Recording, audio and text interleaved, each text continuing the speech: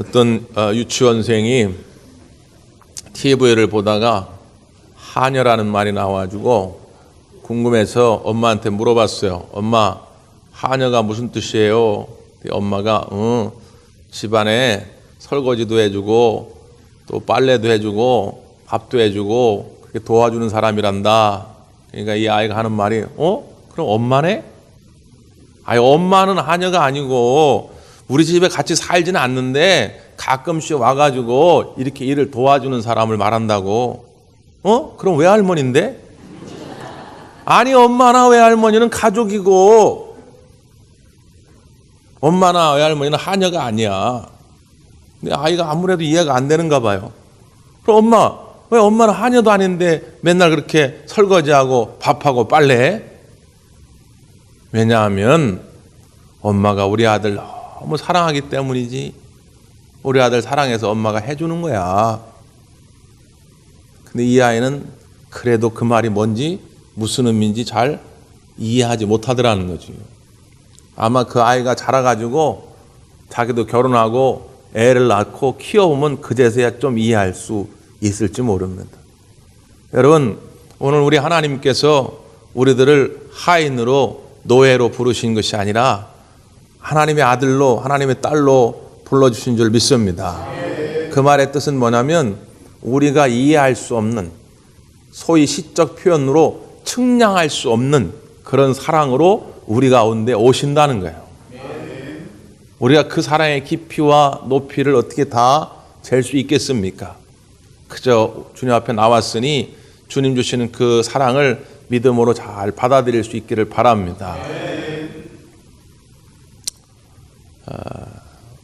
엊그저께 우리 정치사로 보면 참 불행한 일인데 전직 대통령이 본인이 몸담고 있던 정당에서 강제로 제명을 당했어요.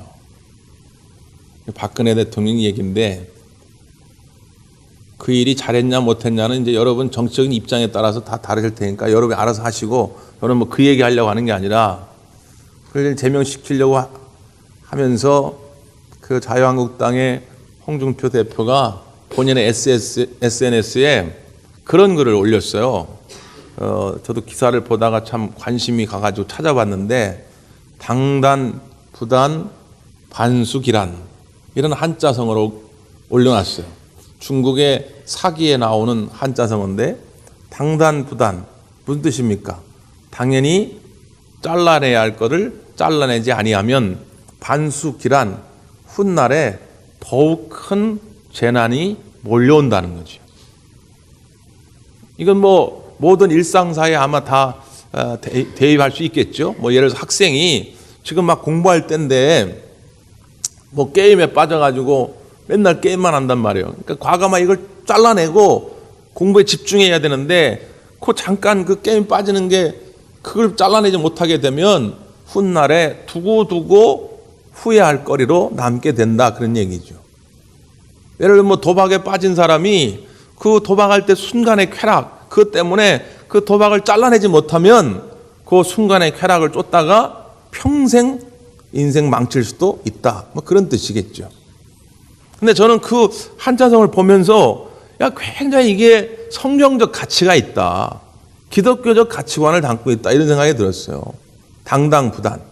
지금 당연히 잘라내야 할 것들, 그 잘라낼 것들 잘라내고 우리 주님께로 나아가는 것, 이게 회개의 삶이요, 이게 그리스도인의 삶입니다. 근데 주님 앞에 나온다고 말하면서 교회에 다닌다고 말하면서 여전히 잘라내야 할 것들을 아까워서 잘라내지 못한다면, 그것이 또 부러워서 잘라내지 못한다면 나중에 훗날 어떤 큰 재앙으로 우리에게 닥쳐올지 모른다, 그 말이죠. 그래서 여러분, 예수님께 나왔거든 과감하게 옛날 제약된 것들은 버려버릴 수 있기를 바랍니다. 사람이요, 살아가면서 여러 만남을 만나잖아요. 예전에도 한번 제가 소개한 적이 있는데 우리 정채봉이라는 시인을 제가 좋아하는데 정채봉 시인의 만남이라고 하는 그 시를 보면 그런 내용이 있습니다. 가장 잘못된 만남은 생선과 같은 만남이다. 만날수록 비린내가 묻어오니까. 가장 조심해야 할 만남은 꽃송이 같은 만남이다.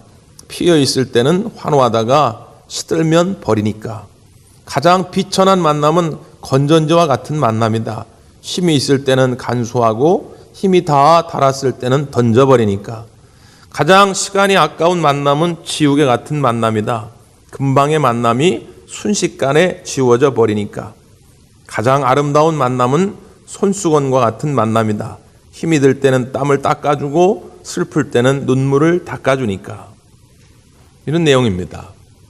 여러분 지금 누군가를 만날 때 어떤 사람은 생선과 같은 만남, 만날수록 비린내가 진동을 해가지고 만날수록 짜증나는 그런 사람이 있을 수 있죠. 또 어떤 사람은 꽃송이 같은 만남, 만날 때 처음에는 너무 좋았는데 만날수록 이상하게 점점 싫어지는 그런 사람도 있을 수 있죠. 또 건전지 같은 만남, 좋을 때는 막 나는 너밖에 없어, 나는 피를 나는 친구다 막 그랬는데 이 친구가 사업 망하니까 언제 그랬냐는 듯이 아는 척도 안 하는, 그냥 쓸모없으면 버리는 그런 만남, 그런 만남도 있을 수 있죠. 또 지우개 같은 만남, 만나긴 만났는데 별 의미가 없어, 그냥 금방 잊어버리는 그런 무의미한 만남도 있을 수 있죠. 그런데 손수건과 같은 만남, 힘들면 땀을 닦아주고 슬픈 눈물을 흘리면 그 눈물을 닦아줄 줄 아는 그런 복된 만남. 우리가 세상에서 정말 그런 복 있는 만남을 경험하지 못하고 오늘 이 자리에 나왔다면 오늘 이 시간 예수님을 통해 그 만남을 가질 수 있기를 바랍니다. 수고하고 무거운 짐자들아 다 내게로 오라, 내가 너희를 쉬게 하리라. 오늘 찬양대의 그 찬양이 얼마나 은혜로운지 몰라요. 오늘 주님이 우리를 다 그렇게 초청한 거 아닙니까? 그 주님 앞에 나왔으니까 주님과의 만남을 통해서 참된 쉼을 누리게 되기를 바랍니다. 이 좋은 만남을 통해서 인생의 대전환, 운명의 대전환을 맞이한 사람이 오늘 본문에 등장합니다. 예루살렘 보면 그 여러 문이 있는데 그 중에 이제 제사를 드리기 위해서 양을 데리고 출입하는 문, 그걸 양문이라고 그래요. 그 양문가에 베데스다라는 연못이 있습니다. 베데스다라는 말의 뜻은 자비, 은혜 그런 뜻입니다. 그 베데스다 연못이 유명해진 이유는 뭐냐면 하나의 전설 때문입니다. 사실로 밝혀졌는지 안 밝혀졌는지 모르는데 전설이 오래전부터 내려오는데 천사가 가끔 내려와가지고 그 물을 심하게 요동치게 만든다는 거예요. 그 물이 막 요동칠 때에 제일 먼저 들어가는 사람은 어떤 병에 걸렸던지라도 깨끗하게 낫게 될 것이다. 이게 과학적으로 검증된 건 아닌데 전설로 내려오는데 수많은 사람들이 이걸 믿고 거기에 모여들기 시작했어요. 맹인들, 다리 저는 자, 혈기 마른 자, 중풍병에 걸린 사람들, 하여튼 온갖 병을 가지고 있는 사람들이 여기에 모여들어가지고 대기하고 있는 것입니다. 근데 문제는 뭐냐면 정작 이게 만약에 전설이 사실이다 할지라도 물이 동할 때 그 물에 제일 먼저 들어갈 수 있는 사람들은 중병자가 아닙니다. 경병자지요. 가벼운 병에 걸린 사람들이 빨리 뛰어가지, 예를 들어 중병자가 뛰어갈 수 있겠습니까? 다리 저는 자가 뛰어갈 수 있겠어요? 그러니까 어떻게 보면 이 베데스다라고 하는 자비의 연못이라고 하는 이곳에 자비, 은혜보다는 오히려 더 절망, 더 아픔만 있는 거예요. 반복되는 실패, 기다림의 연속은 계속되는데 아무런 결과물이 없어요. 그러니까 오늘 본문에 등장하는 이 38년 된 병자도 마찬가지입니다. 이 베데스다 연못가에서 38년 동안 있었는지 없었는지 그건 모르지만 분명한 건 이 사람도 아주 오랜 시간 동안에 이 연못가에 있었지만 자기의 병의 문제를 해결받지 못하고 있었다는 거죠. 우리가 영어 단어 가운데 딜레마라고 하는 말이죠. 딜레마. 우리말로 뜻을 풀이하면 그런 겁니다. 두 가지의 길을 중에서 하나를 선택해야 하는데 이쪽 길을 선택하나 저쪽 길을 선택하나 어느 길을 선택하든지 간에 그 결과가 좋지 못한 곤란한 상황 벌어지는 상태. 이게 딜레마입니다. 그러니까 어떤 길을 선택은 해야 돼요. 무조건. 그런데 어느 길을 선택하나 다 나한테는 안 좋아. 그러니까 이게 할 수도 없고 안 할 수도 없는 이 상태. 이게 딜레마거든요. 우리말로 바꾸면 궁지. 야, 큰일 났다. 우리가 이 궁지에 빠졌다. 그런 것이거든요. 그러니까 이 베데스다 연못가에 이 궁지에 빠진 상황.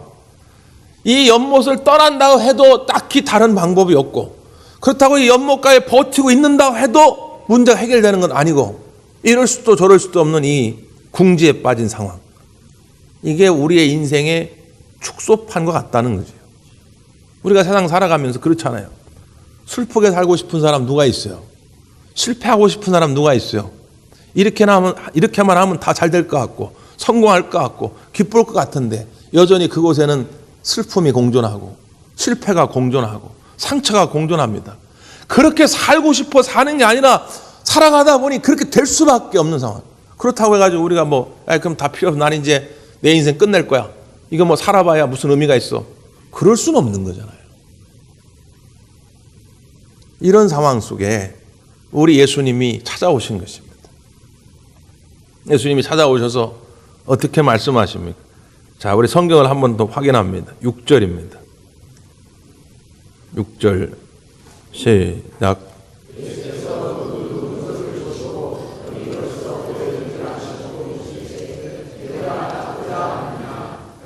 아멘. 여기 보니까 먼저 우리가 주목해야 할 단어는 그 누운 것을 보시고 병이 벌써 오래된 줄 아시고 그랬습니다. 예수님이 먼저 보셨다는 거예요.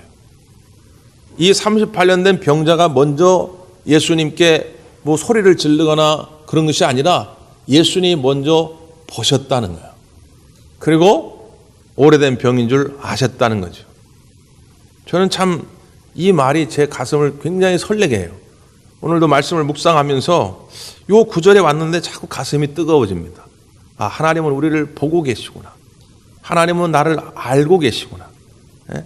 우리가 지난주에도 우리가 삭개오 이야기를 살펴봤지만 삭개오가 돌 무화과나무에 올라갈 때에 삭개오가 올라가면서 예수님 나 여기 있어요. 그런 거 아니거든요. 그런데 예수님이 먼저 삭개오를 보시고 삭개오야 내려와라. 오늘 너희 집에 내가 유하리라.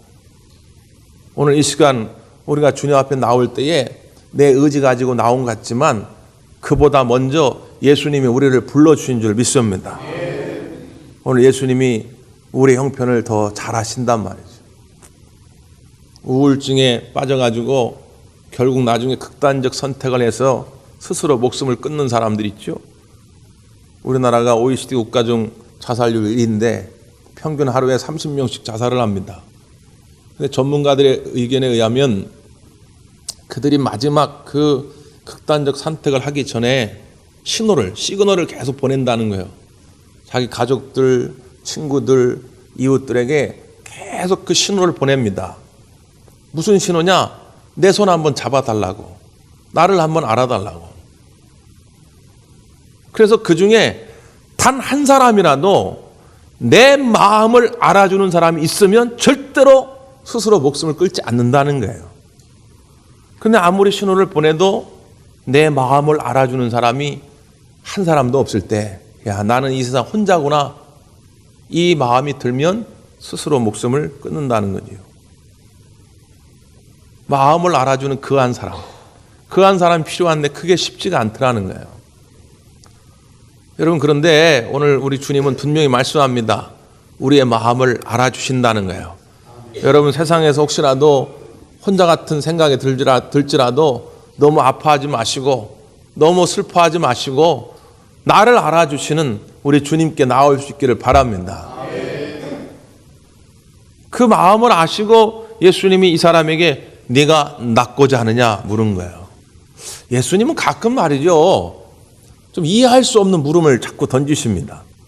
아니, 지금 이 상황에서 38년 병을 가지고 인생의 모진 고통을 받으며 살아온 이 사람에게 네가 낫고자 하느냐, 이게 무슨 질문이에요? 네? 당연한 거 아닙니까? 그런데 예수님이 왜 물으셨는지를 그 다음 이 사람의 대답을 보면 알아요. 당연한 물음이니까 당연한 대답을 해야 하는데 이 사람은 당연한 대답을 하지 못해요. 어떤 대답을 하느냐? 7절에 보니까 병자가 대답하되 주여 물이 움직일 때에 나를 못에 넣어주는 사람이 없어. 내가 가는 동안에 다른 사람이 먼저 내려가나이다. 아, 이게 뭔 대답이에요? 아니, 네가 낫고자 하느냐? 그럼 뭐라고 대답하면 됩니까? 네, 아멘. 주님, 그렇게 될 줄 믿습니다. 아, 그러면 끝인데 이 사람은 지금 무슨 얘기를 하는 거예요? 예수님, 내가 낫고 싶죠. 근데 지금 낫려면 어떻게 되냐면 천사가 물을 움직일 때 제일 먼저 들어가야 되는데 나는 지금 몸이 불편해가지고 못 들어가니까 예수님 시간 되시면 여기 있다가 저 물이 움직일 때 나를 좀 도와줘가지고 내가 좀 제일 먼저 들어갈 수 있게 좀 해주세요. 이 얘기예요. 지금 예수님이 앞에 계신데 전능하시고 나를 치유할 수 있는 능력 계신 예수님이 앞에 계신데 이 사람은 여전히 자기 틀 안에 지금 매여 있는 거죠. 이게 문제더라는 거예요. 여러분, 밀림에서 가장 힘이 센 동물 가운데 하나가 코끼리입니다. 코끼리. 코끼리는요, 사자도 함부로 못 건드려요. 잘못해가지고 코끼리 발에 짓밟히면 사자 이 뼈들이 다 그냥 부러져 버립니다. 그렇게 힘이 센 코끼리인데 가끔 우리가 이제 TV나 이런 데도 보면 저 동남아에서 이런 꼬마 애들이 그 코끼리를 막 이렇게 이끌고 다닙니다. 막 서커스도 하고 또 관광객들 태워가지고 이렇게 쭉 순례도 하고 막 그러지요. 아니, 그 어떻게 그렇게 힘이 센, 어떻게 보면 굉장히 무서운 동물인데 그 꼬마 애들이 그 코끼리를 그렇게 조종할 수 있을까? 비결은 뭐냐면 아주 어렸을 적부터 이 어린 코끼리들을 그렇게 훈련을 시키는 거죠. 목에다가요, 날카로운 쇠사슬을 걸어놓고 묶어놓은 다음에 한 이렇게 길이를 한 10m 정도만 해놓습니다. 예를 들면. 그리고 한 10m 바깥, 한 11m쯤에다가 맛있는 먹이를 하나 놔요. 그러면 이제 이 코끼리가, 어린 코끼리가 그 먹이를 먹으러 가려고 막 뛰어가죠. 근데 10m쯤 왔을 때 이 목에 탁 이게 줄이 감깁니다. 살을 파고 들어갑니다. 얼마나 고통스러운지 몰라요. 피가 막 쏟아집니다. 그렇게 오랫동안 훈련을 받게 되면 나중에 이제 이 새 목줄을 풀어주고 11m 바깥에다가 먹이를 놓는데 10m쯤 돼서 이 코끼리는 발걸음을 멈춘다는 거예요. 10m 밖을 나가질 못합니다. 그 고통의 순간 때문에. 마귀는요, 우리에게 자꾸 그런 상처들을 심어 놓습니다. 이미 10년 전, 20년 전, 30년 전 된 이야기, 사건인데 그걸 자꾸 우리 마음속에 자리 잡게 만들어요. 그래서 그 틀 안에서 벗어나지 못하게 만듭니다. 실패의 순간들, 절망의 순간들을 자꾸 우리 속에 하나의 기준처럼 딱 잡아놓아가지고 그걸 벗어나지 못하게 만드는 거죠. 지금 예수님이 저 앞에서 나를 부르십니다. 손짓을 합니다. 근데 못 나가는 거예요. 네가 낫고자 하느냐? 네가 정말로 행복하고자 원하느냐? 주님, 난 그러고 싶어요. 난 더 이상 이렇게 살기 싫어요. 우리 가정, 우리 일터, 난 천국 같은 삶을 살고 싶어요.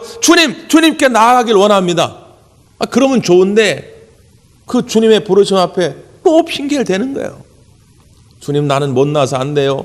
우리 집안은 배경이 원래 가진 사람이 없어서 안 돼요. 나는 못생겨서 안 돼요. 나는 실패해서 안 돼요. 예전에 과거의 그 절망적 상황에 자꾸 틀에 얽매여가지고 전능하신 주님의 손길을 잡지 못하는 거지요. 당단, 부단. 당연히 끊어버려야 할 것을 아직도 못 끊고 있는 것입니다. 오늘 이 시간 주님의 이름으로 간절히 바라건대 오늘 여러분 마음속에 그런 절망적 감옥들을 다 주의 이름으로 물리칠 수 있기를 바랍니다. 끊어버리셔야 됩니다.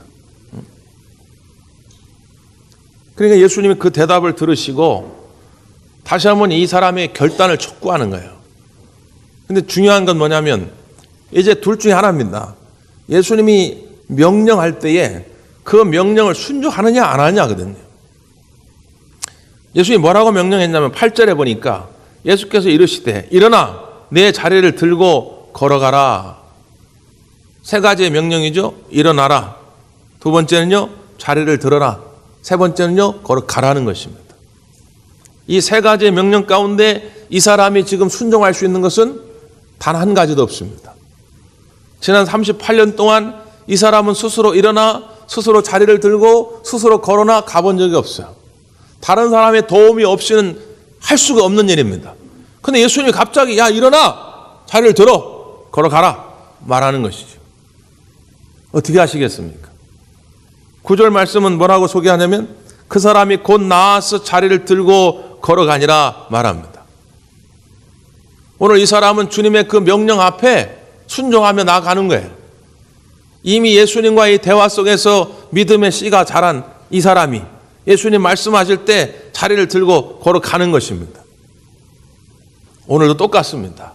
주님께서 오늘 말씀하실 때 여러분 믿음으로 순종하면 기적이 시작될 줄 믿습니다. 우리 모두 다 기적의 주인공이 될 수 있어요.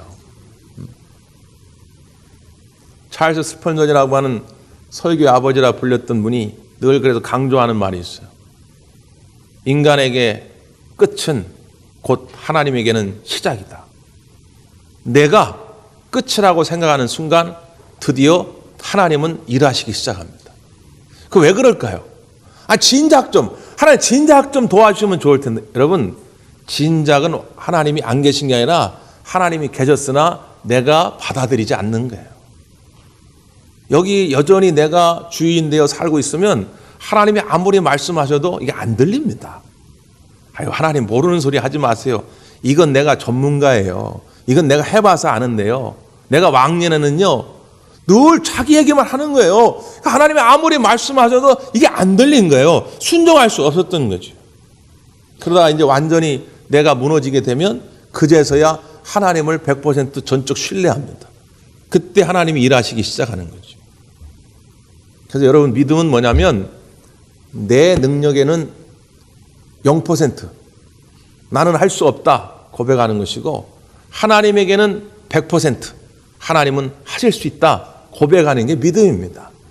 오늘 이 시간 주님 앞에 나오셨는데 하나님 나는 할 수 없지만 주님이 함께 하시면 능치 못함이 없을 줄 믿습니다. 이 한마디 고백이면 문제는 해결돼요. 에스겔서 37장에 보면 하나님이 골짜기로 에스겔을 인도합니다. 그리고 에스겔에게 물어요. 인자야, 이 뼈들이 살겠느냐? 그 골짜기는 뭐가 가득하냐면요. 해골, 뼈. 옛날에 이스라엘 백성들은 골짜기에 공동묘지거든요. 죽은 사람을 다 거기다 갖다 버려요.